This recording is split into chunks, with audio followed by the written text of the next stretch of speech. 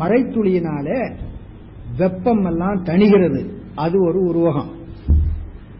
அந்த மழைத்துளி ஆறாக பெருகி வர அந்த ஆற்று நீரினை கொண்டு உழவர்கள் வயலில உழவு தொழில் செய்து போகம் என்பது விளைவு எடுக்கிறார்கள். இது ஒரு உருவகம். இத்தனையும் கலந்து வச்சிருக்கிறாங்க. இதுல பயன் கொள்ளாத சில பேர் இருக்கிறாங்க. அவங்களையும் இதுல பாடி இருக்கிறார். இதுலயும் பயன் கொள்ளாத அவங்க வேற எங்கெங்கே திரிஞ்சிட்டு உபயோகம் இல்லாம நிக்கிறாங்க. அவங்கள பற்றியும் இந்த பாட்டுல பாடியிருக்கிறார். இப்ப வரிசையா பார்த்துட்டு வந்துருவோம். பரமானந்த பழங்கடல். மேலான ஆனந்தம் என்பது ஒரு கடல். அது ரொம்ப காலத்துக்கு முன்ன இருக்குது. அதிலிருந்து நீரை முகந்து கொண்டு அந்த நீர் தான் மேகமாக மேல வந்தது. கரு மாமுகிலின் தோன்றி. மாமுகில் கருத்த முகில், கருமுகில் நீரை கரு கொண்ட முகில். கரு மா ரெண்டு சொல் இருக்கு. மா என்பதுக்கும் கருப்புன்னு அர்த்தம். மா என்பதுக்கு பெரிய அர்த்தம் பண்ணிட்டா தப்பு இல்லை. கருமுகில்னா கருமேகன்னு அர்த்தம் பண்ணிடலாம். மா என்பதுக்கும் கருப்புன்னு அர்த்தம் பண்ணீங்கன்னா கரு என்பதுக்கு வேற அர்த்தம் பண்ணணும். கரு மாமுகிலின் தோன்றி இன் ஓமொரு முகில் போல தோன்றி திருவார் பெருந்துறை வரையில் ஏறி. அது சாதாரண இலக்கியத்தை பாடுற பொழுது மேகம் கடல்ல போய் நீரை முகந்து கொண்டு மலை உச்சியிலே நின்று மழையாக பொழிந்தது அப்படின்னு இலக்கியத்தில் பாடுவாங்க. பெரும்பாலும் புராண இலக்கியங்கள் எல்லாம் முதல்ல நீங்க அதை பார்க்கலாம். பாருங்க, திருவார் பெருந்துறை வரையில் ஏறி இப்ப இதெல்லாம் என்ன தெரியுங்களா? உருவகம். யாருக்கு? ஆச்சாரியனுக்கு. அதையும் கூடவே பார்த்துட்டு வந்துடலாம். பரமானந்த பழங்கடல் சிவம். அந்த நீர் தான் மேகமாக வந்தது. அந்த சிவம் தான் ஆச்சாரியனாக வந்தது. அந்த ஆச்சாரியனாக வந்து எனக்கு அருள் செய்ய வேண்டும்னு வந்தான். எங்க போய் தங்கினான்? திருப்பெருந்துறையில் தங்கினான். மேகம் என்ன பண்ணோம்? மலையில தங்கம். இப்ப திருப்பெருந்துறை தான் அவனுக்கு மலையாக ஆயிற்று. அது சொல்றார். திருவாறு பெருந்துறை வரையில் ஏறி. வரைனா மலை. அப்புறம் அந்த மேகம் மின்னல் ஒளியை வீசுகிறது. ஆச்சாரியனுடைய திருமேனி எத்தகையதுன்னு காலையிலே படிச்சோம். ரொம்ப அழகான திருமேனி. அதனால திருமேனி ஆகிய மின்னல் ஒளியை வீசியது. திருத்தகு மின்னொளி. திரு என்னும் தன்மை தக்கிருக்கின்ற மின்னல் ஒளி திருத்தகு மின்னொளி. திரு என்பது சிவானுபவம் தான் அந்த இடத்துல. திருத்தகு மின்னொளி திசை திசை விரிய அப்படின்னு என்ன அர்த்தம்? திருப்பெருந்துறையில குரு வடிவத்தில் இவர் வந்து எழுந்தள்ளிருக்காருங்கிறவ இந்த செய்தி எல்லா பக்கமும் பரவிட்டுதுங்க. எல்லாரும் அவர் தரிசிக்கிறதுக்கு வந்திருக்கிறாங்க. அது சொல்றார் அவர். திருத்தகு மின்னொளி திசை திசை விரிய. இப்போ மழை பெய்ய போகுது. இதுவரையிலும் வெப்பம் மிகுந்த கோடையா இருந்தது. அந்த கோடை தனிய போகுது. கோடையினுடைய வெப்பம் அடங்க போகிறது. அதை சொல்றார். ஐம்புல பந்தனை வாழ் அரவு இரிய வெந்துயர் கோடை மாத்தலை கரப்ப நீடெழில் தோன்றி வாழ்வொளி மிளிர எந்தம் பிறவியில் கோபம் மிகுத்து முரசெறிந்து மாப்பெருங்கருணையின் முழங்கி. இந்த திருத்தகு மின்னொளி திசை திசை விரிய என்பதை எங்க கொண்டு வந்து கூட்டணும் தெரியுங்களா? முரசெறிந்து மாப்பெருங்கருணையின் முழங்கி. மாப்பெருங்கருணையின் முரசு எறிந்தாற் போல முழங்கி. அப்படி பண்ணணும். மாப்பெருங்கருணையின் முரசு எறிந்தாற் போல முழங்கி அப்படின்னா என்ன அர்த்தம் அப்படின்னு கேட்டா, பெருமான் திருப்பெருந்துறையில வந்து தங்கினார். அவர் தங்கினார் என்ற செய்தி எல்லா பக்கமும் விரிய ஆரம்பிச்சது. அது மட்டுமல்ல, அவர் வந்திருக்கிறார் செய்தி யார் யாரோ எங்கெங்கயோ போய் சொல்லி இருக்கிறார். அது முரசறிந்து தெரிவிச்ச மாதிரி இருந்தது. அது எப்படின்னு கேட்டா, மேகம் மலையில ஏறி மின்னல் ஒளியை சிதறி இடியும் இடித்து முழங்கினார் போல இருந்தது. முரசு எரிந்து மாப்பெரும் கருணையின் முழங்கி. இந்த முரசு ஒலி, இடி ஒலி கேட்டவுடனே ஒரு இலக்கியத்துல ஒரு சம்பிரதாயம், இடி ஒலி கேட்டா பாம்புகள்லாம் நடுங்கி ஒடுங்கி செத்து போகும் அப்படின்னு சொல்லிட்டு, அத போல பெருமான் இங்கே வந்திருக்கிறார் என்ற முரசொலி எல்லா பக்கம் கேட்ட உடனேயே நம்ம போல ஆன்மாக்களுடைய ஐம்புலம் இருக்குது இல்லையா, அந்த ஐம்புலங்கள் இதுவரையிலும் அரவு போல நமக்கு நஞ்சினை செலுத்தி அறிவு மயக்கத்தை உண்டு பண்ணி கொண்டிருந்தன. இப்பொழுது அந்த மயக்கமெல்லாம் ஒழிஞ்சு போச்சு. ஏன்னா ஐம்புலங்கள் வேலை செய்யவில்லை. ஆச்சாரிய பெருமான் திருப்பெருந்துறையில் எழுந்தருளியிருக்கிறார் என்பதை கேட்ட உடனேயே பக்குவமுடைய ஆன்மாக்களுக்கு ஐம்புலன்கள் தத்தம் வழிகளில் செல்லாம ஆன்ம அறிவுக்கு அடக்கமாய் நின்றுவிட்டன. எப்பவுமே தீயவர் ஒருவர் பிறக்கிறார் அல்லது தீயவர் ஒருவர் ஒரு இடத்துக்கு வந்து சேர்ந்திருக்கிறார் சொன்னா அதனுடைய அதிர்ச்சி அந்த சுற்று வட்டாரத்தில் தெரியும். பிரபலிங்க லீலைன்னு ஒரு இலக்கியம், அதுல மாயைன்னு ஒருத்தி ஒரு அரசனுக்கு மகளாக பிறந்தான். அந்த நகரத்தை சுற்றி தனித்தனியா சோலைகள்ல சாலைகள்ல முனிவர்கள்லாம் தங்கி இருந்தாங்க. அவங்க அப்படியே தியானத்தில் இருப்பாங்க. அவங்க மனசு அப்படியே சித்திரத்தில் எழுதின விளக்கு போல அசையாம இருக்கும். திடீர்னு அந்த விளக்கு இப்படி இப்படி அசைய ஆரம்பிச்சுட்டு இருக்கும். என்ன இதுவரையிலும் நம்ம மனசு எந்த விதத்திலும் சலனம் இல்லாம இருக்குமே, இன்னைக்கு அது பாட்டுல சலனப்படுகிறது அப்படின்ட்டு ஒருத்தர் இன்னொருத்தர் பார்த்தாரு. எல்லாரும் போய் அவங்க ஆசிரியர் ஒருத்தர் இருந்தார். அவன்கிட்ட போய் என்னங்க சாமி, நேத்து வரையிலும் முந்தின நிமிஷம் வரையிலும் எங்க மனசெல்லாம் அப்படியே சலனம் இல்லாம இருந்தது, இப்ப சலனப்படுகிறது, என்ன காரணம் தெரியலையே, நாங்க ஒரு தப்பும் பண்ணலே. நீங்க ஒரு தப்பும் பண்ணலேப்பா, இந்த நகரத்துல மாயைன்னு ஒருத்தி பிறந்தா அவ பிறந்ததனுடைய அடையாளம் தான் உங்களை எல்லாம் இப்படி ஆக்கி இருக்கு அப்படின்னு சொல்லி சொன்னான். இது கெட்டவங்க பிறந்தாலோ ஒரு இடத்துல வந்து இருந்தாலோ அந்த சுற்று வட்டாரத்தில் ஏற்படக்கூடிய அதிர்வுகளை குறிக்கும். இதே போல நல்லவர்கள் பிறந்தா பெரியவானத்தில் திருஞான சம்பந்தர் பிறந்தார். அப்ப சொன்னாங்க, கவுனியர் குலத்தொரு காதலன் உதித்தான், அவன் வரு நிமித்தம் இது அப்படின்னு சொல்லி பாடினான். அந்த மாதிரி பெருமான் அங்க வந்து எழுந்த கேட்ட உடனேயே பக்குவமுடைய சில பேருக்கு ஐம்புலம் என்று சொல்லுகின்ற பாம்புகள் ஒடுங்கி போயின. ஐம்புல பந்தனை பந்தனைனா கட்டு பந்தம், ஐம்புல பந்தனை வாழ் அரவு, அரவு பாம்பு, இரிய நீங்க. அப்புறம் அந்த ஐம்புலங்களாலே இவர்கள் ரொம்ப துன்பப்பட்டிருப்பார்கள் அல்லவா, அந்த துன்பம் தான் கோடையாக உருவாக்கப்படுகிறது. வெந்துயர் கோடை மா தலை கரப்ப, கோடையாகிய மா விலங்கு அது தலை அப்படியே நட்டு தலை கரப்ப. அப்புறம் சில நன்மைகள் நடக்கிறது. தோன்றி அப்படின்னு ஒரு தாவரம் பூ, அது அப்படியே மலர ஆரம்பிக்கிறது. நீடெழில் தோன்றி வாழ் ஒளி மெளிர, நல்ல ஒளிவுடையதாக விளங்குகிறது. அப்புறம் ஒரு அருமையான உருவகம், மழை காலத்துல செந்நிறமான சில பூச்சிகள் அப்படியே அங்கேயும் ஊறிட்டு இருக்கும். அது இப்பெல்லாம் பார்க்க முடியாது. கிராமப்புறத்துல ரொம்ப மண் தரை, அப்புறம் புல் பூண்டுகள் நிறைய இருக்கும், தோப்பு துறவுகள் நிறைய இருக்கும். அங்க போய் பாத்தீங்கன்னா அது பாட்டுல ஊறிட்டு இருக்கும். பல பலமான நிறத்துல வண்டுகள் ஊறிட்டு இருக்கும். இப்பெல்லாம் அந்த மாதிரி இடமே கிடையாது. வண்டுகள் ஊறுவதற்கும் இடம் கிடையாது, வண்டுகளும் கிடையாது. எங்கேயாவது போய் தான் பார்க்கணும். இந்திரகோப பூச்சின்னு சொல்லுவாங்க. அதுக்கு செந்நிறமா இருக்கும், சிவப்பு சிவப்பா இருக்கும், இந்திரகோப பூச்சின்னு சொல்லுவாங்க. அதெல்லாம் ரொம்ப அதிகமாயிட்டு. அதை என்ன சொல்றாரு ரொம்ப நயமா, இந்த மழை காலத்தை கருதி இந்திரகோப பூச்சி மிகுதியாயிற்று அப்படின்னு சொல்ல வந்தவர் என்ன பண்ணாரு, சிவபெருமானுக்கு என்னுடைய பிறவியின் மேல கோபம் அதிகமாயிற்று என்பதுக்கு அடையாளமா இந்த பூச்சிகள் ஊறிட்டு இருக்குது அப்படின்னு. சிவபெருமானுக்கு என்னுடைய பிறவியின் மேல கோபம், அந்த கோபம் என்ற சொல் தான் இங்க ஒப்புமை. இந்த இந்திர கோப பூச்சி இங்க கோபம்.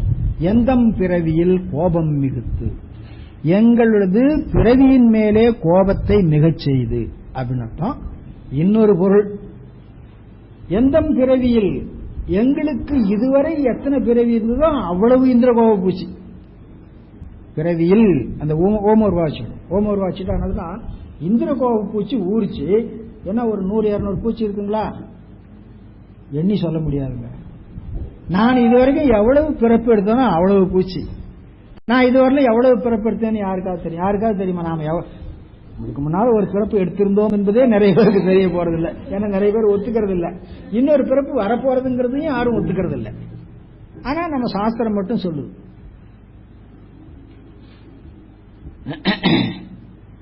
பிறந்த நாள் மேலும் பிறக்கு நாள் போலும் துறந்தோர் துறப்போர் தொகை அப்படின்னு சொல்லி சாஸ்திரம் சொல்லுது. அதனால அது போல அப்படி ஒரு அர்த்தம் பண்ணலாம். முதல்ல சொன்ன அர்த்தம் தான் எல்லாரும் பண்றது, எந்தம் பிறவியில் கோபம் மிகுத்து. அந்த வந்த ஆச்சாரியனுக்கு என்ன, அந்த பையன் சும்மா சும்மா பிறந்து இறந்து வளரானே, இனி இவனை பிறக்கிறது கூடக்கூடாது, திருவடியில கூட்டிக்க வேண்டியதுதான் அப்படின்னு சொல்லி வந்துட்டார். அது சொல்றார், எந்தம் பிறவியில் கோபம் மிகுந்து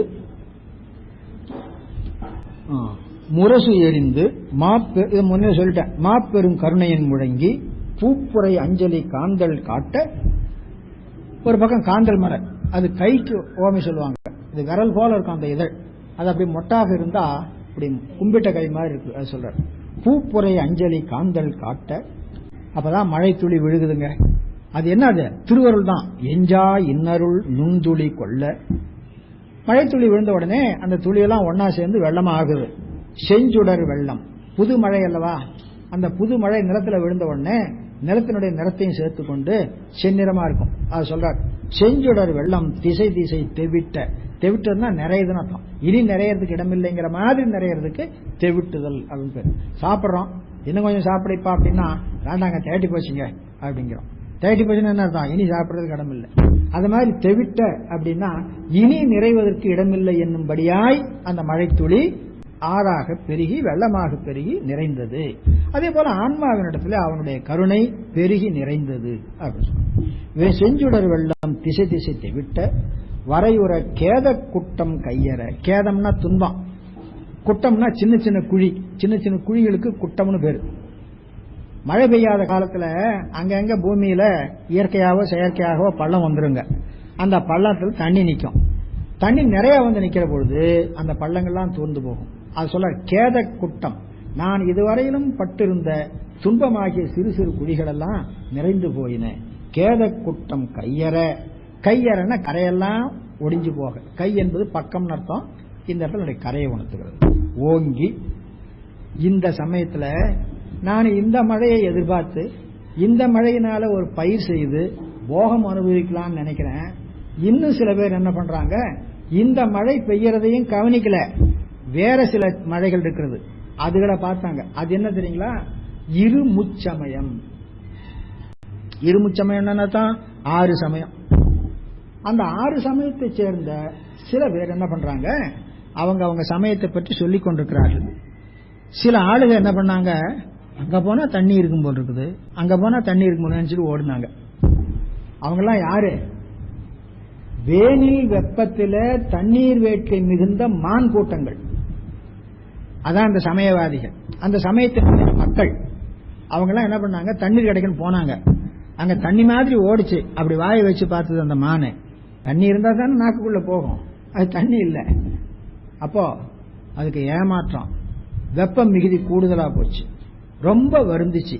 அத போல சில பேரு திருப்பெருந்துறையிலே பெருமான் குருவடிவத்திலே எழுந்தருளி இருக்கிறார் என்பதை அறிந்திருந்தும், அவர் அருளாகிய நுண்துளியை பொழிகிறார் என்று அறிந்திருந்தும், அந்த நுண்துளி ஆறாக பெருகி ஓடுகிறது என்று அறிந்திருந்தும் அதிலே நீர் அருந்தி தாகத்தை தீர்த்து கொள்ள மாட்டாம, தாகம் என்பது தத்துவ ஞானத்தை பற்றிய வேட்கை, முத்தி அடைய வேண்டும் என்ற வேட்கை, அதை தீர்த்து கொள்ள அறியாம தீர்த்து கொள்ள மாட்டாம மற்ற சமயத்தவர்கள், இருமுச்சமயத்தவர்கள் சொன்னார்கள், அது வெறும் பேய்த்தேர் போல, உண்மையான தண்ணீர் அல்ல. அந்த பேய்த்தேரை குடிக்கிறதுக்காக இந்த மான்கு கூட்டங்கள் ஓடிச்சு. வாயை வச்சு பார்த்தது, நாக்குல ஈரமே வரல. அப்பதான் என்ன பண்றதுன்னு தெரியாம வெப்பம் விதியில தோர்ந்து போயிடுச்சு. அப்போ ஏனை சமயத்திலே சென்று முத்தி அடையலாம் என்பது காணல் நீரை குடித்து வேட்கையை நீக்கிக் கொள்ளலாம் என்பது போன்றது. சைவத்திரத்திலே நின்று முத்தி அடையலாம் என்று நினைப்பது உண்மையான தண்ணீரை பருகி வேட்கை தீர்த்துக் கொள்ளலாம் என்று நினைப்பது போன்றது. அப்படிங்கறத நினைவு வைத்துக் கொள்ள வேண்டும். பாருங்க, இருமுச்சமயத்து ஒரு பேய்த்தேரினை, பேய்த்தேர்னா என்னன்னு உங்களுக்கு தெரியும். நீர் நசை தர வரும், நசைனா விருப்பம், நீர் நசை தர வரும் நெடுங்கண் மான்கணம், கணம்னா கூட்டம், தவப்பெரும் வாயிடை பருகி, வாயிடை தவ பெருகி அப்படி கேட்க, அல்லது தவப்பெரும் வாயிடைன்னா தவமாகிய வாயினாலே பருக நினைத்து. ஆனா எந்த சமயத்தவனா இருந்தாலும் அந்த சமயத்துக்கு ஒரு தவம் வச்சிருப்பான், அந்த தவத்துல நின்று அதை பருகலாம்னு அது நினைச்சது, அது கிடைக்கல. அதான் சொல்றாரு, தவப்பெரும் வாயிடை பருகி தளர்வோடும் அவ பெரும் தாபம் நீங்காது அசைந்த. தாபம் தபித்தல், வெப்பத்தினாலே தகிக்கப்படுவது, நீங்காது அசைந்தன ஆயிடை. அந்த மான்கூட்டங்கள்லாம் ஒரு பக்கம் வருந்தி கொண்டிருக்கின்ற காலத்துல அந்த இடத்துல நாங்க என்ன பண்ணோம் அப்படின்னு சொல்றாரு. வானப்பேரியாற்று அகவையின் பாய்ந்து இழிந்து, ஆகாயத்திலிருந்து ஆகாய கங்கை பரவி வந்து பாய்ந்தாற் போல சிவத்தினுடைய திருவருள் அப்படியே எங்களுடைய உள்ளத்திலே வந்து அகத்திலே வந்து பாய்ந்தது, பாய்ந்து எழுந்து. அப்படி வர்ற பொழுது சுழி சுழித்துக் கொண்டு, வேகமா வர்ற வெள்ளம் அல்லவா, புது வெள்ளம் அல்லவா, சுழித்துக் கொண்டு வருகிறது. என்ன சுழி அப்படின்னு கேட்டா, இன்பமாகிய பெருஞ்சுழி. சுழித்து இன்ப பெருஞ்சுழி கொடித்து சுழித்து என் பந்தம் மா கரை பொருது அழைத்து. அங்க ஐம்புல பந்தனை சொன்னார் பாருங்க, அந்த பந்தம் தான். அந்த பந்தமாகிய பெரிய கரை இடிந்து போகும்படியாய் அழைத்து, அலைநாளை மோதி இடித்து, ஊழ் ஊழ் ஓங்கிய நங்கள் இருவினை மாமரம். ஊழ் ஊழ் ஓங்கிய நங்கள் 3 சீர் தான் இருக்கு பாருங்க, இன்னொரு சீர் காணா. இது இந்த பாட்டினுடைய இலக்கணம். இந்த பாட்டுக்கு இணைக்குரல் ஆசிரியப்பான்னு பேர் போட்டிருப்பாங்க. இணைக்குரல் ஆசிரியப்பான்னா 4 சீர்களை உடைய அடியாக வந்து கொண்டே இருக்கும். மத்தியில இருசீரடியும் முச்சீரடியும் கலந்து வரும். அதனால சில இடங்கள்ல வந்து அடி குறைந்த அடி மாதிரி தெரியும். எங்கேயோ ஒரு சீரை காணாமன்னு தேடாதீங்க, அது இந்த பாட்டினுடைய இயல்பு அப்படிங்கிற நினைவு வைத்துக் கொள்ளுங்க. ஊழ் ஊழ் ஓங்கிய முறையாக ஓங்கி எழுந்த நாங்கள் இருவினை மரம், மரம் பெரிய மரம், மாமரம்னே வச்சுங்க, எப்படி வச்சுக்கலாம். வேறு பறித்து எழுந்து மரத்தை வேரோடு பிடிங்கி கொண்டு போயிடுது. பெருவெள்ளம் வர்ற பொழுது மரத்தெல்லாம் சாய்த்து அடித்து கொண்டு போய்விடும் அல்லவா, அந்த மாதிரி. உருவ அருள்நீர் ஓட்டா அருவரை சந்தின் வான் சிறை கட்டி. இப்ப தண்ணீர் ஓடுது, தண்ணீரை தேக்குகிறார்கள். மலையில சின்ன சின்ன சந்துகள் இருக்கும் பாருங்க, அந்த சந்துகளை அடைச்சி தண்ணீர் நிறுத்துறதுக்கு ஏற்பாடு. இப்ப நாம அணை கட்டுறோம்ல, அணை கட்டுற பொழுது அந்த மாதிரி இடம் தானே தேர்ந்தெடுக்கிறோம், அந்த மாதிரி கட்டினாங்க. சந்தின் வான் சிறை கட்டி மட்டவிழ் வெறிமலர் குளவாய் கோலி. குளவாய் கோலுதல்னா குழி பண்றது, அதுதான் கோலுதல். பள்ளங்கோலுதல் அப்படின்னு சொல்லுவாங்க இப்போ கூட கிராமப்புறத்துல. கோலுதல்னா குழி பண்றது. தண்ணீர் நிக்கிறதுக்காக அங்கங்க சந்துகள் எல்லாம் அடைத்து நல்ல குழி பண்ணினாங்க. வெறிமலர் குளவாய் கோலி. இதெல்லாம் எந்த இடம் தெரியுங்களா? உழவர்கள் பண்ணுகிற இடம். இது கோயிலை உணர்த்துகிறது. திருக்கோயில் நல்ல சுற்று மதில் உடையதாக கட்டுறாங்க பாருங்க, அதுதான் சந்தின் வான் சிறை கோயில். அப்புறம் மட்டவிழ் குளம், வெறிமலர் குளவாய் கோலி, தீர்த்த குளம். அந்த இடத்துல மலர்களும் இருந்திருக்கின்றன, அந்த மாதிரி சொல்ற கோலி. மாப்புகை கரைசேர் வண்டுடை குளத்தின். கரையுடைய குளம், புகையுடைய குளம். புகையுடைய குளம் என்ன அர்த்தம்? திருக்கோயில்ல பெருமானுக்கு தீபாராதனை காலத்துல நரும்புகை சுழற்றுறதுங்கிற ஒரு வழக்கம் உண்டு இல்லையா, அதை சொல்றார். மாப்புகை கரைசேர் வண்டுடை குளத்தின் மீக்கொள மேல் மேல் மகிழ்தலின். இவங்க எல்லாம் சந்தின் வான் சிறை கட்டி மட்டவிழ் வெறிமலர் குளவாய் கோலி எல்லாம் பண்ணிருக்கிறாங்க. அந்த குளத்துல தண்ணீர் நிறைய வந்து நிரம்பு. அதுபோல இறைவனுடைய திருவருள் நிறைய வந்து நிரம்புகிறது, கோவில்ல வச்சு நிரம்புகிறது. அப்போ இவங்க அதை அனுபவிக்க போறாங்க. அதை சொல்ற பாருங்க, அரிச்சனை வயலுள். இதாங்க உழவு தொழில். சாதாரணமா சங்க இலக்கியத்துல புலமை தொழிலை உழவு தொழிலோடு சொல்லுவாங்க. புலவர்களை சொல்லேர் உழவர்னு சொல்றது உண்டு. அதே போல போர் தொழிலை உழவு தொழிலோடு சொல்றது உண்டு. வீரர்களை வில்லேர் உழவர்னு சொல்றது உண்டு. அதுபோல இவர்கள் பக்தியாகி உழவு தொழிலை செய்பவர்கள். இவர்களுக்கு இடம் எதுன்னு கேட்டா திருக்கோயில் தான். அங்க பண்ணுகிற வழிபாடு தான். அர்ச்சனைனா வழிபாடுன்னு அர்த்தம். அர்ச்சனை பொது பொருள் வழிபாடு என்பது. நாம வந்து ஒவ்வொரு பேரா சொல்லி ஒவ்வொரு பூவா போடுறோமே, அது அர்ச்சனைன்னு இப்ப சொல்லிட்டு இருக்கிறோம். அது அர்ச்சனை அல்ல. அதுக்கு என்ன பேர் தெரியுமா? பூப்பலி சிந்துதல் அப்படின்னு பேர். அதுக்கு பூப்பலி சிந்துதல் அப்படின்னு பேர். அது அர்ச்சனை அல்ல. அர்ச்சனை என்பது பொது சொல், வழிபாடு முழுவதுக்கும் உரிய சொல். அதாவது ஒவ்வொரு சொல்லும் தோன்றின காலத்துல என்ன பொருள்ல தோன்றிற்றோ அந்த பொருளை விட்டு அந்தந்த காலத்துல ஜனங்க எந்தெந்த பொருளை வழங்குறாங்களோ அந்த பொருளுக்கு உரியதாக வந்துவிடும்.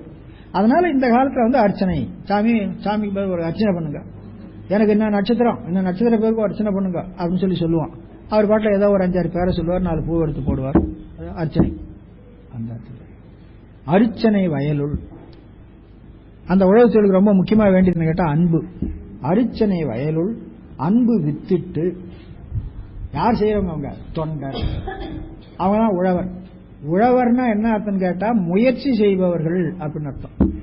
உழ என்ற சொல்லுக்கு முயற்சி அப்படின்னு அர்த்தம். உழத்தல் என்ற சொல்லுக்கு முயலுதல் அப்படின்னு அர்த்தம். முயலுதல் சொன்னாலே மெய் வருத்தம் இருக்கும், ரொம்ப சிரமமா இருக்கும். எவ்வளவு மெய் வருத்தம் இருந்தாலும், எவ்வளவு சிரமம் இருந்தாலும், எவ்வளவு முயற்சி இருந்தாலும் உழவு தொழில் தான் சிறந்த தொழில் அப்படின்னு திருவள்ளுவர் சொல்றார். உழந்தும் உழவே தலை. உழந்தும் ரொம்ப வருத்தப்பட்டு ரொம்ப மெய்முயன்று செய்தாலும் கூட நாமெல்லாம் என்ன பண்ணுவோம், கொஞ்சம் சுலபமா ரொம்ப கஷ்டப்பட்டு சம்பாதிக்கிற தொழிலாம் கூடாதுங்க. சும்மா அப்படி போகணும், அப்படி கொஞ்ச நேரம் உட்காந்துக்கணும், ஒரு கையெழுத்து போடணும், எழுந்து வந்துடணும், அந்த மாதிரி தொழிலா இருந்தா பார்த்து நாம சொல்லுவோம். ஏன்னா அந்த தொழில் தான் சுகமான தொழில் அப்படின்னு நம்ம நினைப்போம். ஆனா எவ்வளவு முயலுகிறோமோ அவ்வளவுக்கு அவ்வளவு அந்த உழவு தொழில் உயர்ந்தது. உழந்தும் உழவே தலை அப்படின்னு அவர் பாடுறார். ஆனா உழத்தல் என்பதுக்கு முயற்சி. அந்த முயற்சி எல்லாத்திலையும் உண்டு. படிக்கிறதுல முயற்சி உண்டு, பாடம் சொல்லுவதில் முயற்சி உண்டு, எழுதுவதில் முயற்சி உண்டு. முயற்சி இல்லாவிட்டா படிக்க முடியாது, பாடம் சொல்ல முடியாது, எழுத முடியாது. அப்ப எல்லா தொழிலுக்கும் முயற்சி உண்டு, பக்திக்கும் முயற்சி உண்டு. தொண்ட உழவர் ஆரத் தந்த அண்டத்து அரும்பெறல் மேகன் வாழ்க. நீண்ட உருவகங்க, ரொம்ப அழகான உருவகம். இதே போல உருவகம் சிவபிரகாச சுவாமிகள் 4 நான்மனையில பாடி வச்சுக்கார். அங்க மாணிக்க வாசகரை மேகமாக ஆக்கினார்.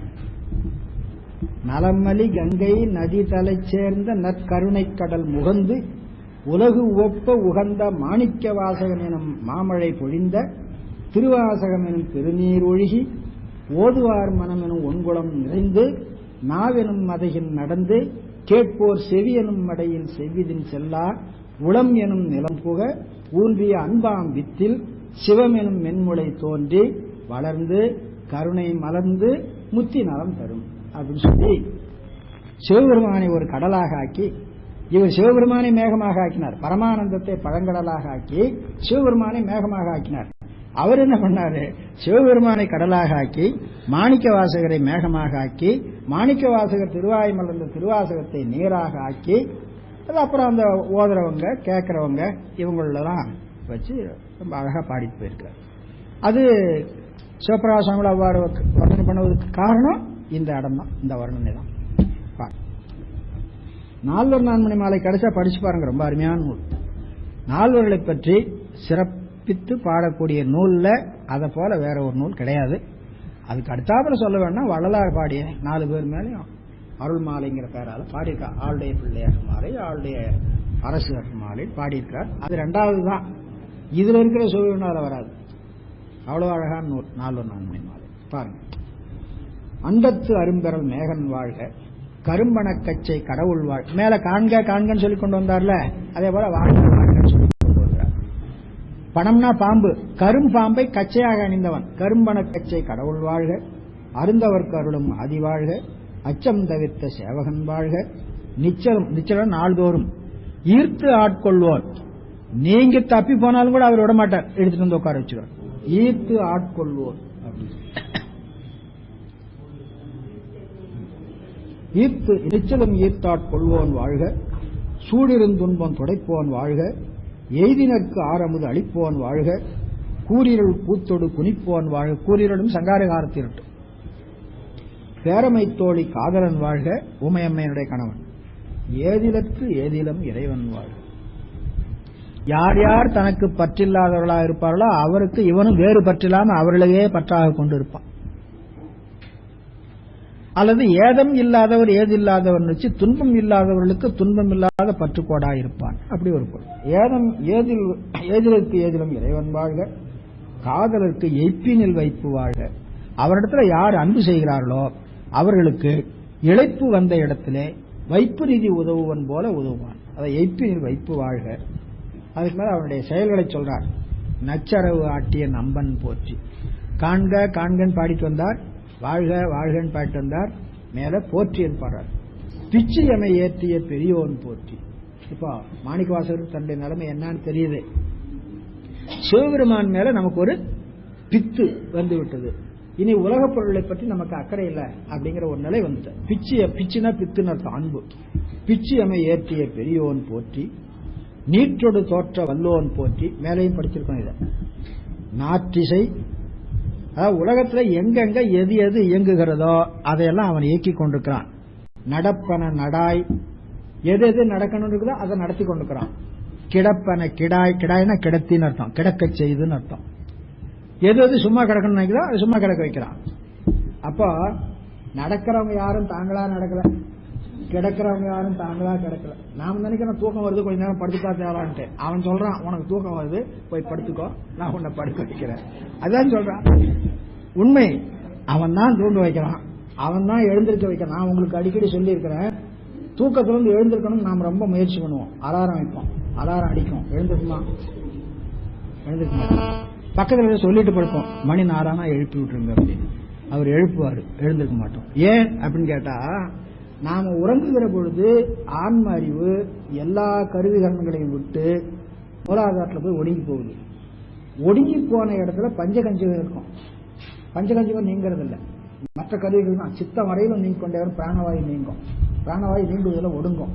அந்த கால நீதி கலையோட கூடிய பஞ்சகஞ்சம் இருக்கு பாருங்க, அது நீங்காது. அந்த காலமும் நீதியும் சேர்ந்துதான் நம்ம தூங்க வைக்கிறது, நம்ம எழுப்ப வைக்கிறது. அப்ப நமக்கு தூக்கத்துக்குரிய காலத்தை வரையறை பண்ணுவது அது. இந்த நேரத்தில் இவன் எழுந்திருக்க வேண்டும் என்று நீதி பண்ணுவது அது. எனவே மூலாதாரத்தில் ஒடுங்கி கிடக்கக்கூடிய துரியாதீதம் சொல்றது, கேவல துரியாதீதம் சொல்லுவோம். கேவல துரியாதீதத்துல ஒடுங்கி கிடக்கிற ஆன்மா மீண்டும் கேவல துரியாதீதம் இந்த மேலாளவத்தைக்கு வரணும் இல்ல. மேலிருந்து கீழே போனது கீழாளவத்தை, திரும்பவும் கீழே மேல வரணும் மேலாளவத்தை. இந்த மேலாளவத்தைக்கு தூண்டி விடுறது எதுன்னு கேட்டா மூலாதாரத்தில் ஒடுங்கி கிடந்த ஆன்மாவோடு கூடிய பஞ்சகஞ்சகத்துல காலமும் நியதியும். அந்த காலமும் நியதியும் வேலை செய்யவில்லை என்று சொன்னால் நீங்க அலாரம் வச்சாலும் எழுந்திருக்க மாட்டீங்க, பக்கத்தில் இருக்கிறவங்க எழுப்பினாலும் எழுந்திருக்க மாட்டீங்க. ஏன்டா எழுப்ப சொன்னா எழுப்பலையா, நான் எழுப்புறதுக்கு முன்னே நீ எழுந்துட்டா அப்படின்னு. அலாரம் அடிச்சுதா, இனிமேல் அடிக்க போகுது, அது அடிக்கணும், நீ எழுந்துட்ட. அப்ப யாரு உங்களை எழுப்பினது? நீங்களா எழுப்பினீங்களா? தூங்கிட்டு இருக்கிறவன் தன்னை தானே எழுப்பிக்குவானா? அது முடியாது. அப்ப வேற ஏதோ ஒண்ணு எழுப்பி இருக்குது. அந்த தத்துவம் தான் காலம் நியதி அப்படிங்கிற, அதான் எல்லாம் செய்து கொண்டிருக்கிறது. அதனால நடப்பவற்றை நடக்க செய்வதும் கிடப்பவற்றை கிடக்க செய்து அவனுடைய வேலை. இதெல்லாம் சொன்னா இன்னைக்கு யாரும் ஒத்துக்க மாட்டாங்க. அதான் மனுஷனுக்கு ரொம்ப சோம்பேறித்தனத்தை வளர்த்துரும், இதெல்லாம் அவனுடைய சுறுசுறுப்பை குறைச்சிரும் அப்படின்னு சொல்லுவாங்க. அது உண்மை. உலகியல்ல நிக்கிறவங்களுக்கு இது வேண்டாம், ஆனா தத்துவ ஞானத்தில் நிக்கிறவங்களுக்கு இதுதான் வேணும். நாற்றிசை நடப்பன நடாய் கிடப்பன கிடாய் உள்ளத்து உணர்ச்சியில் கொள்ளவும் படான். மேலே படிச்சோம் இல்லையா, அதேதானுங்க. சொற்பதம் கடந்த தொல்லோன் அப்படின்னு படிச்சோம், அதே மாதிரிதான். உள்ளத்து உணர்ச்சியில் கொள்ளவும் படான் கண் முதல் புலனால் காட்சியும் இல்லோன். வேடிக்கையா இருங்க, கண்ணால் யானும் கண்டேன் காண்கன் இவதான் பாடினாரு. கண் முதல் புலனால் காட்சியும் இல்லோன்னு பாடுறாரு. அப்படின்னா என்ன அர்த்தம்? பக்குவம் உடையவர்களுக்கு கண்ணால் காணப்படுபவனாக இருப்பான், அது இல்லாதவர்களுக்கு கற்புலனால் காணக்கூடியவனாக இருக்க மாட்டான். திருநாகர சுவாமிகள் போறார், திருபுவனத்தில் பாடுறார், ராமதேசம் பண்றார். அவருக்கு எல்லாம் தெரியுது. வடிவேறு பிரிசோலம் தோன்றும் தோன்றும் வளசடை மேல் இளமதியம் தோன்றும் தோன்றும். நாம போனோம்னா வெறும் கல்லுதான் தெரியுது, வேற ஒன்றும் தெரிய மாட்டேங்குது. அவருக்கு மட்டும் எப்படி அங்க அவர் சோளம் எழுந்தி இருக்கிறார், சடை இருக்குது, சடையில நதி இது சந்திரன் இருக்கிறது, எப்படி தெரிஞ்சு? பதிகம் முழுவதும் பாடுறாருல்ல இந்த காட்சி. பூவனத்தையும் புனிதனார் இப்படி இப்படி தோன்றும் பாடினார். எங்கிருந்து பாடினார் அவர்? அதான் அவங்களுடைய அனுபவம், நம்முடைய அனுபவம். பாருங்க, விண்முதல் போதம் வெளிப்பட வகுத்தோம். இது படைத்தல் தொழிலை சொன்னது. வெளிப்பட நல்லா ஞாபகம் வச்சுக்கணும். முன்னால மறைஞ்சிருந்தது, அதை ஒரு வெளிப்படுத்தினார், அவ்வளவுதான். இல்லாததை உருவாக்கவில்லை. இல்லாததை உருவாக்குவது அசத்காரியம். அசத்காரியம் நாம் சொல்ற வழக்கம் கிடையாது, சத்காரியம் சொல்றோம். சத்காரியத்துல சூக்குமாய் ஒடுங்கி கிடந்தது தோலமாய் தோற்றுவிப்பதுதான் நடக்கும். அதனால விண்முதல் பூதலம் வெளிப்பட. வெளிப்பட என்பது முன்னே ஒடுங்கி கிடந்தது, இப்ப ஒண்ணுமில்ல. பிரிதிவி தத்துவம் அது எங்கே ஒடுங்கி கிடந்தது? கந்தம். கந்தம் என்ற தன்மாத்திரையில ஒடுங்கி கிடந்தது. கந்தம் என்ற தன்மாத்திரை பிரிதிவி தத்துவத்தை கொண்டு வர்றார். அதே போல அப்பு முதலானவற்றை வரும். ஆகையினால அதுல ஒடுங்கி இருக்கும். ஒடுங்கி இருந்தது திரும்ப சூக்குமா இருக்கிறது தோலத்து கொண்டு வரும். அதாவது விண்முதல் பூதம் வெளிப்பட வகுத்தோன் பூவின் நாற்றம் போன்று உயர்ந்து எங்கும் ஒளிவர நிறைந்து மேவிய பெருமை. அவன் தன்னுடைய இயல்பை மாணிக்கவாசகர் உணர்த்தியிருக்கிறார். நான் எப்படி இருக்கிறேன்னு தெரியுமா உனக்கு? பூவில் நாற்றம் போல இருக்கிறேன். பூவில் நாற்றம்னா பூ வேற மனம் வேறன்னு பிரிச்சறிய முடியாது. ஆனா பூவே மனம் என்று நல்ல ஞாபகம் வச்சுக்கணும். பூவே மனம் என்று, மனமே பூ என்று. ஆனா பூ வேற மனம் வேற தெரிவதில்லை. இதாங்க சிவம் வேறு, பிரிதிவி முதலான பிரபஞ்சம் வேறு. ஆனா சிவத்தையும் பிரபஞ்சத்தையும் பிரித்தறிய முடியாது. ஆன்மா வேற, சிவம் வேற. ஆன்மாவையும் சிவத்தையும் பிரித்தறிய முடியாது. அப்ப வேறு வேறு பொருளாய் இருந்தாலும் பிரித்தறிய முடியாதபடி ஒன்றாய் கலந்திருக்கின்ற கலப்புக்கு அத்துவித கலப்பு அப்படின்னு பேர். அந்த அத்துவித கலப்பத்தான் பூவில் நாற்றம் போன்று உயர்ந்து எங்கும் ஒளிவர நிறைந்து. பூவில் நாற்றம் போன்று என்பது அத்துவிதம், எங்கும் ஒளிவர நிறைந்து என்பது வியாபகம். எங்கும் ஒளிவர நிறைந்து மேவிய பெருமை இன்று எனக்கு எளிவந்து அருளி. அப்படியானா இந்த தத்துவம் இருக்குது, அத்துவிதம் வியாபகம் அப்படிங்கிற தத்துவம் இருக்குது. உங்களுக்கும் எனக்கு சொன்னா விளங்காது. அப்படியே விளங்கினால் ரொம்ப சிரமப்பட்டு, ஓஹோ அப்படிங்களா, நீங்க சொல்றதை பார்த்தா அப்படி இருக்கலாம்னு தோணுது, இருந்தாலும் நம்ப முடியலைங்க அப்படின்னு போயிடுவோம். ஆனா அந்த பக்குவமுடைய நிலையில ஆச்சாரியன் பதிப்பொருளினுடைய வியாபகத்தன்மையையும் அத்துவிதத்தன்மையும் சொன்னா ரொம்ப சுலபமா விளங்கும். அதான் இன்று என்பது இந்த உபதேசம் பெற்ற இந்த காலத்திலே எளிவந்து எளிமையாய் விளங்கும்படியாய் அருள் செய்தான். எளிவந்து அருளி அழிதரும் ஆக்கை ஒழியச் செய்த ஒன்பொருள். இந்த ஆக்கையிலே பற்று நீங்க செய்தான். இதுவரை இந்த யாக்கை நிலையா இருக்கிற யாக்கைன்னு நினைச்சிட்டு இருந்தேன், இது அழிதரும் யாக்கையா இருக்கிறது. அழிதரும் ஆக்கை ஒழியச் செய்த ஒன்பொருள் இன்று எனக்கு எளிவந்து இருந்தனன் போற்றி. நிறைய பேருக்கு அரிதாக தேடி கிடைக்காதவன் எனக்கு எளிதாக கிடைத்தான். இன்று எனக்கு எளிவந்து இருந்தனங்கிறத அந்த குருந்தமடியின் அரசுங்க குரு வடிவத்தில் இருந்தது. அழிதரும் ஆக்கை செய்தோன் போற்றி. முன்னே அது அழிதரும் ஆக்கையா இருந்தது. இப்ப அழிதல் என்பது கனிந்த யாக்கை, அன்பினால் கனிந்த யாக்கை, பக்தியினாலே கனிந்த யாக்கை. அழிதரும் யாக்கை செய்தோன் போற்றி. ஊற்றிருந்து உள்ளம் கழிப்போன் போற்றி. என்னுடைய உள்ளத்திலே ஊற்று போல இருந்து கழிப்பை செய்பவன். ஊற்றிருந்து உள்ளம் கழிப்போன் போற்றி. ஆற்றா இன்பம் அலர்ந்தலை செய்ய. ஆற்றா இன்பம் அலர்ந்துனா எங்கும் பெருகி. ஆற்றா இன்பம் என்பது அவன் நிறைய கொடுக்கிறான், கொடுக்கின்ற அளவு முழுவதும் நம்மால வாங்க முடியாத இன்பம், அதான் ஆற்றா இன்பம். என்னால் பொறுத்து கொள்ள முடியாத பேரின்பம். ஆற்றா இன்பம் அலர்ந்து அலை செய்ய போற்றா ஆக்கையை பொறுத்தல் புகழேன். அந்த இன்பம் உடம்பு முழுவதும் கூட நிரம்புகிறது. ஆன்ம அறிவிலே நிரம்பி, உள்ளத்திலே நிரம்பி, உடம்பிலே நிரம்புகிறது. அதை இவ்வளவு என்று சொல்ல முடிகிறது இல்லை. அதனால என்னால் பொறுக்கவும் கூட முடியல. அதாவது நல்லதை கெட்டதை தான் பொறுக்க முடியாதுன்னு சொன்னா சில சமயம் நல்லதையும் கூட பொறுக்க முடியாது. அந்த மாதிரி போற்றா ஆக்கையை பொறுத்தல் புகழேன். இதுக்கு வேறு ஒரு பொருள் பண்றாங்க. அதாவது பெருமானிடத்துல உபதேசத்துக்கு போனார், அவர் எல்லாம் செய்தார், பேரானந்தம் விளைந்தது. சாமி ஒரே ஒரு குறை. என்ன குறை அப்படின்னு கேட்டா, இந்த உடம்பு இனி வேண்டாங்க, இந்த உடம்பு இனிமே நீக்கிறது. இதான் கேட்கறது. காலவ முனிவர் கூட பெருமானத்தில் அப்படிதான் கேட்டார். அப்புறம் பிறகு செய்யறேன் அப்படின்னு சொல்லிட்டார். அப்புறம் செய்ய வேண்டிய காலத்தையும் சொன்னார். அந்த காலத்தில் இந்த உடம்பு நீக்கினார் அவர். அப்படிதான் பேரு புராணத்தில் பாடி இருக்குது. போற்றா ஆக்கை, இதை பொறுத்து கொண்டிருப்பது என்னால முடியல. அதை பெருமானிடத்துல சொல்லி விலக்கி கொள்ளலாம்னு நினைச்சா அது கூட மனசுல அவனுக்கு தெரியாதா, அவன் பார்த்து செய்ய மாட்டானா, நான் போய் கேட்கணுமா அப்படின்னு நினைச்சிட்டு இருந்துட்டார்.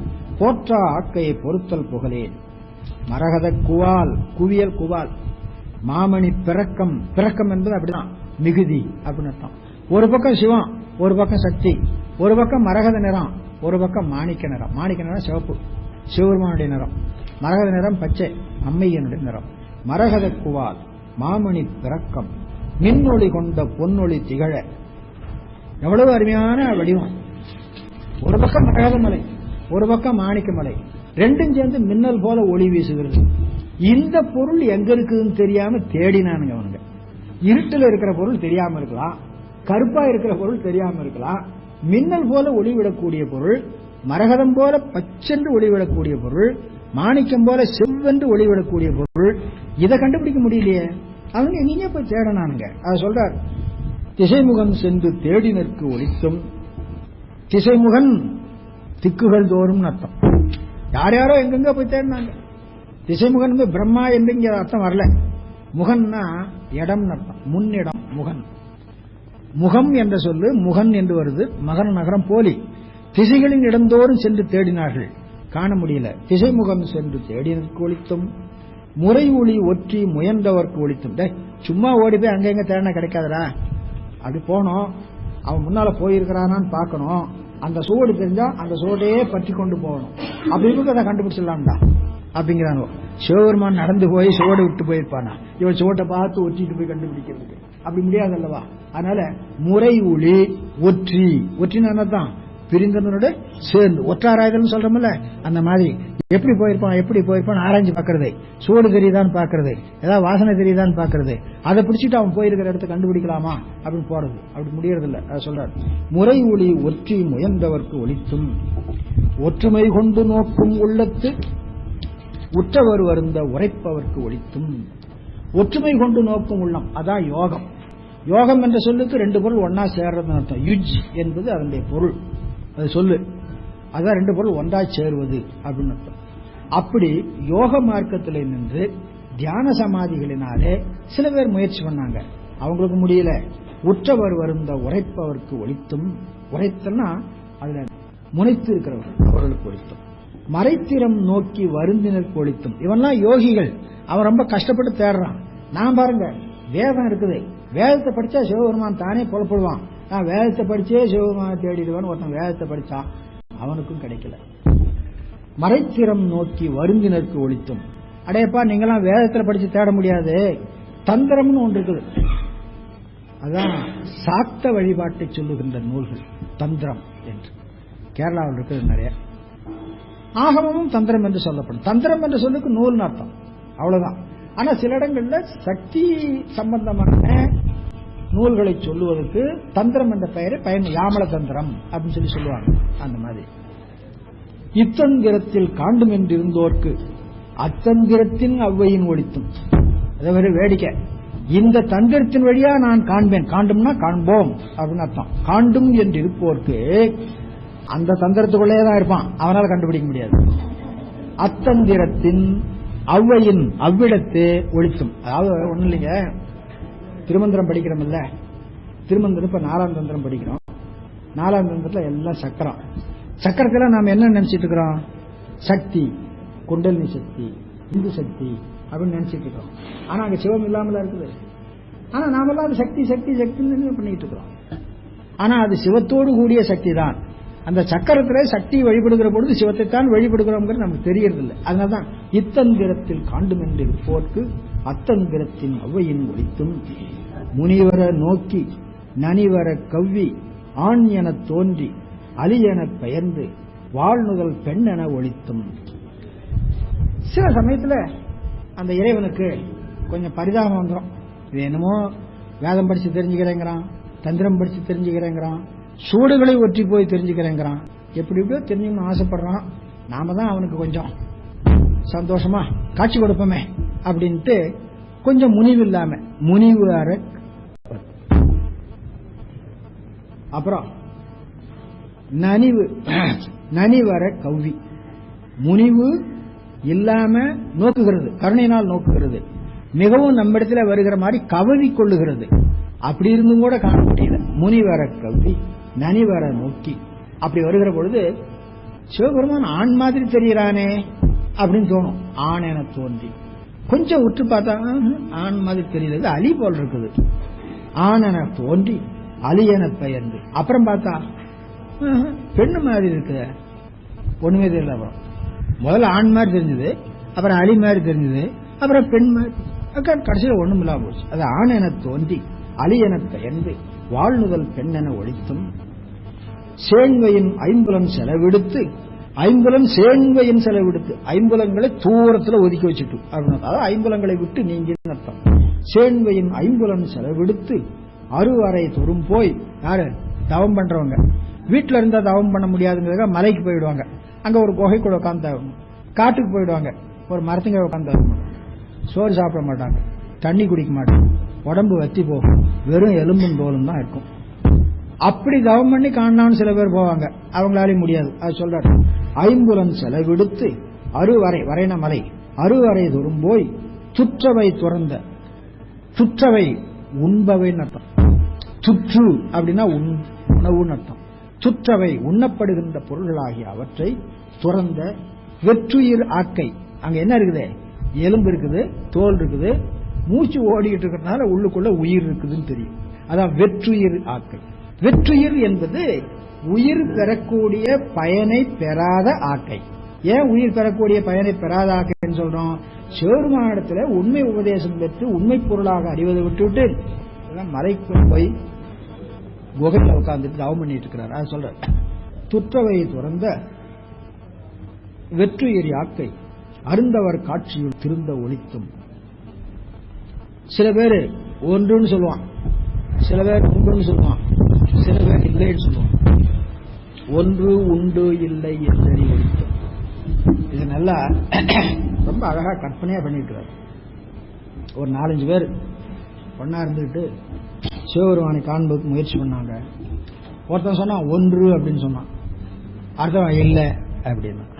இன்னொருத்தன் உண்டு அப்படின்னு சொன்னான், இன்னொருத்தன் இல்ல அப்படின்னு. அப்ப ஒருத்தன் உண்டுங்கிறான், ஒருத்தன் இல்லைங்கிறான், ஒருத்தன் ஒன்றுங்கிறான் இல்லைங்கிறான். இப்படி அறிவில ஒழித்துக்கலாம். ஒன்று உண்டு இல்லை என்று அறிவு ஒழித்தும் அப்படி பண்ணி. அந்த மாதிரி சில இடங்கள்ல வாக்கு அப்படி அமையும். பெரிய புராணத்துல திருநாகர சுவாமிகளை நீற்றறையில வைத்தாங்க. எவ்வளவு நாள் இருக்கணுமோ அவ்வளவு நாள் வச்சுட்டு போய் திறந்து பாருங்களா, ஆள் எல்லாரும் நேரம் சாம்பல் ஆயிருப்பா, போய் பாருங்களா அப்படின்னு சொல்லி அதிகாரிகள் அனுப்பிச்சாங்க. அந்த சமண முனியை வந்து பார்த்தாங்க. அவர் அப்படியே இருக்கிறார், உள்ள ஒன்னும் ஆகல.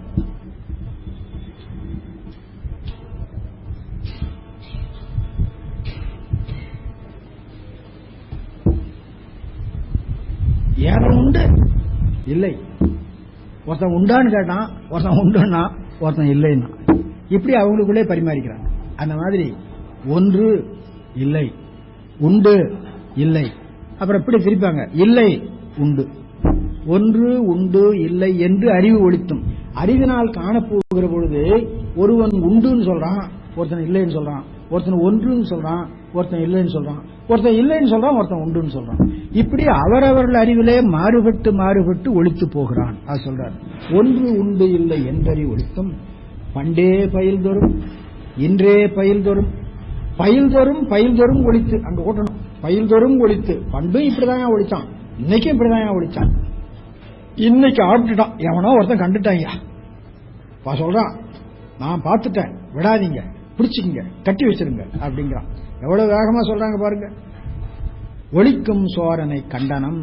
அவன் திருடன், சிவபெருமானுக்கு திருடன்னு பேர். ஆமாங்க, சிவபெருமானுக்கு திருடன்னு பேர். ருத்ரத்திலேயே திருடன் தான் அவனை சொல்லி வச்சிருக்குது. ஸ்ரீருத்ரத்திலேயே சிவபெருமானுக்கு திருடன்னு சொல்லி வச்சிருக்குது. திருஞான சம்பந்தர் உள்ளங்கவர்கள் ஆரம்பத்திலேயே அப்படித்தான் பாட்டு, அவன் திருடன், அவன் திருடன் அப்படின்னு சொன்னார்.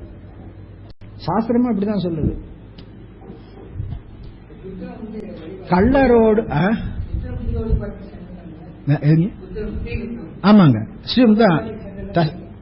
அதாவது அபிஷேக காலத்தை சொல்லலாம்னு எடுத்துக்கிறாங்க. அது முழுவதுமா செல்லுமான்னு தெரியல.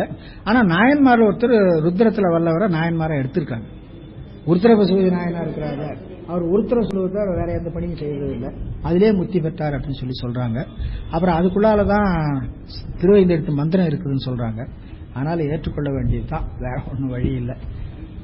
ரொம்ப இதுலதான் ரொம்ப ஆராய்ச்சி பண்ணிட்டு போகக்கூடாதுங்க. இந்த அடிப்படை விஷயம் ஏகம், அந்த ஏகான்மவாதம் விட்டுறணும், அதுதான் ரொம்ப முக்கியம். நீங்க உபநிஷத்தை எடுத்துட்டாலும் சரி, உபநிஷத்துக்குள்ள இருக்கக்கூடிய ஸ்ரீருத்ர முதலானவற்றை எடுத்துக்கொண்டாலும் சரி, விட்டாலும் சரி, இது ரொம்ப முக்கியம். நாம ஸ்ரீருத்திரத்துக்கு சமமா நின்ற திருத்தாண்டகத்தை சொல்றோமே, நின்ற திருத்தாண்டகம் இருக்குதுல்ல, இருநிலனாய் தீயாகி நீர், அது ஸ்ரீருத்ரத்துக்கு சமமான தாண்டகம் அப்படின்னு சொல்லி சிவஞான முனிவர் எழுதி வச்சிருக்கிறார். அதனால கோயில்ல அபிஷேக காலத்துல ஸ்ரீருத்ரன் சொல்லுங்கன்ட்டு பிராமணர்ல நீட்டி வச்சிருவாங்க. நீங்க சும்மா இருங்கயா, நாங்க இந்த திருத்தாண்டகம் சொல்லிக்கிறோம் அப்படின்னு சொல்லி இந்த திருத்தாண்டகம் சொல்ல சொல்லி அபிஷேகம் பண்ணிட்டு இருக்காங்க. தப்பே இல்லைங்க. குருக்கள்கள் ஒத்துக்கணும், ஒத்துக்க மாட்டாங்க. நின்ற திருத்தாண்டகம் சொல்லி அபிஷேகம் பண்ணலாம், ஸ்ரீருத்ரன் சொல்லி அபிஷேகம் பண்றதுக்கு பதிலாக பெரியவங்க ஒத்துட்டு இருக்காங்க. அதை சிவஞான முனிவர் ஒத்துட்டு இருக்கிறாங்க.